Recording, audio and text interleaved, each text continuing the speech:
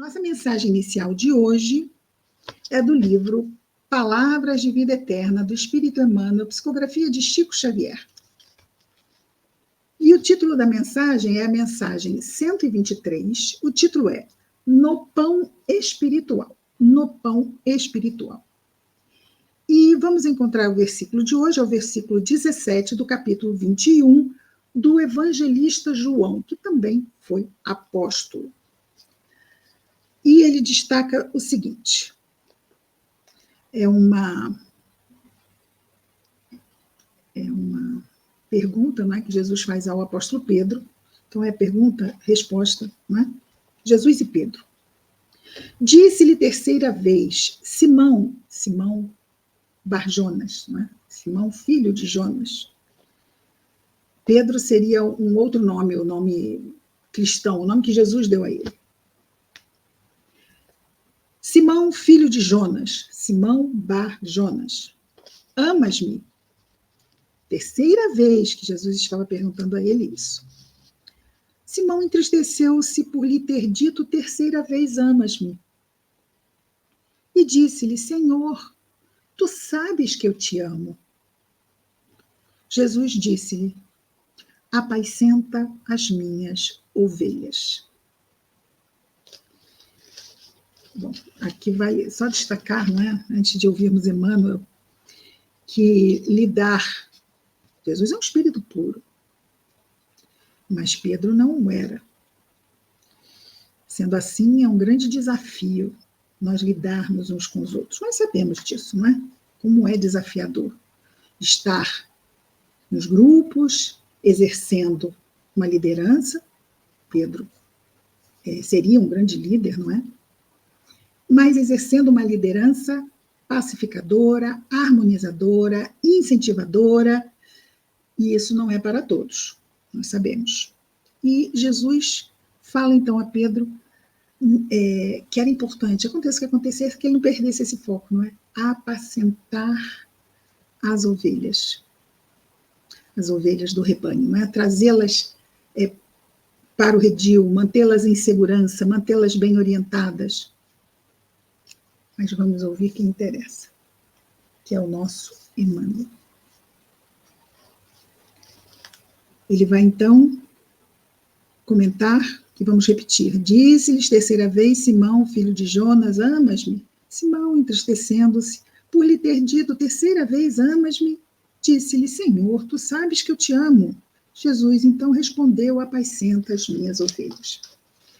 Comenta-nos Emmanuel. Assinalando a preocupação do divino pastor em se dirigindo a Simão Pedro para recomendar-lhe as ovelhas, é importante observar que o mestre não solicita qualquer atividade maravilhosa. Não ordena que o apóstolo lhes converta os balidos das ovelhas, não é? Em trechos de música. Não determina se lhes transforme o pelo em fios de ouro. É claro que aqui Emmanuel continua usando a figura que Jesus usou das ovelhas, não é? Não aconselha se transfigure o redil em palácio. Não exige se lhes conceda regime de exceção. Não manda se lhes dê asas. Nega, roga, pede, roga, simplesmente para que o apóstolo lhes administre alimento. Então, apacenta aqui no sentido de alimentar. A fim de que vivam e produzam para o bem geral sem fugir aos preceitos do trabalho e sem abolir os ditames da evolução. Nós sabemos, então, que esse alimento não é o alimento comida, não é? Esse alimento é, como Jesus dizia, o meu alimento é fazer eu a vontade de meu Pai. O alimento é o próprio Evangelho, não é? Mas, vamos dizer assim, é num ensino também vivido, não é num ensino só falado, um ensino testemunhado. Continuando o nosso Emmanuel. Certo, no entanto, o excelso condutor, nosso Jesus, não sentia necessidade de advertir o companheiro quanto ao cuidado justo de não se adicionarem agentes tóxicos aos bebedouros e à forragem normal, o alimento. assim também no domínio das criaturas humanas, trabalhadores das ideias, chamados a nutrir o pensamento da multidão. Em verdade, o Cristo não espera. Mudeis os vossos leitores e ouvintes em modelos de heroísmo e virtude.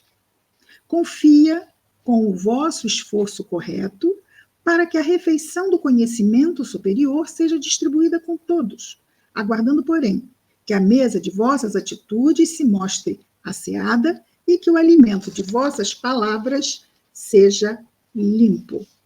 Então, ele está falando exatamente da nossa tarefa, trabalho, e nós fazemos isso nos nossos lares também, não é? Na comunicação com os nossos queridos, de toda vez que nós comunicamos, que nós testemunhamos o bem, estamos testemunhando o Evangelho. Toda vez que nós nos esforçamos em realizar, seja o que seja, para o bem dos nossos próximos, da comunidade, estamos testemunhando o Evangelho.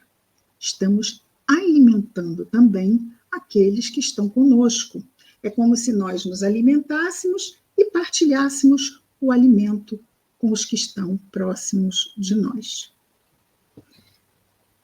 Então, ele vai aqui dizer, não é? Guardando, porém, a mesa de vossas atitudes, para que se mostre asseada e que o alimento de vossas palavras esteja limpo. Como é que pode estar limpo? É tudo que falarmos, fazermos. Porque se falamos e não fazemos, não há essa... É como se falamos algo muito bom, mas não fazemos algo bom, ou seja, a nossa ação está contaminada, a nossa ação fica mesmo tóxica, no sentido de não ter todo aquele conteúdo puro com o qual nos expressamos. Não podemos falar de amor discutindo e trazendo desequilíbrio para os nossos relacionamentos, né? Não faz sentido algum.